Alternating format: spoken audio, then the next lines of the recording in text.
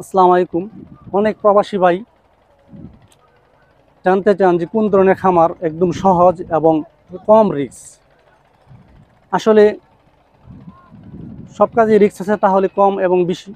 তো আপনি যদি শাহিওয়াল লাল সার বাচ্চা 5টা সার বাচ্চা আপনি কিনেন 2.5 লক্ষ টাকা দিয়ে এবং প্রতি মাসে 10,000 টাকা সেখানে ইনভেস্ট করেন, প্রচুর পরিমাণে ঘাসের ব্যবস্থা করেন, খড়ের ব্যবস্থা করেন, তাহলে আপনি বছর শেষে দিয়ে গেছে 5 থেকে 7 লক্ষ টাকা একসাথে পাবেন। এটা ডিপিএস এর মতো, মানে ব্যাংকে 10,000 টাকা ডিপিএস করলে যে প্রফিট পাবেন এর চেয়ে বহুগুণ বেশি পাবেন। এতে আপনার খামার সম্পর্কে ধারণা হবে, এতে আপনি শিখতে পারবেন এবং পরবর্তীতে প্রবাস থেকে এসে একটু হিউজ পরিমাণে আপনি খামার করতে পারবেন। আশা করি আপনি উপকৃত হবেন। যাকে দিয়ে আপনার খামারটা পরিচালনা করতে যাচ্ছেন, আপনার ভাই বা আপনার বাবা, কত তাদের আপনি যে স্বপ্ন দেখছেন তাদের ভিতরে সেই স্বপ্ন নাও থাকতে পারে। তাই তাদের মনের ভিতরে আগ্রহ আনন্দ জাগার জন্য আপনি বলতে পারেন যে বছর শেষে যে প্রফিট হবে এখান থেকে আপনাকে 20,000 টাকা বা 50,000 টাকা দেওয়া হবে খরচ করার জন্য।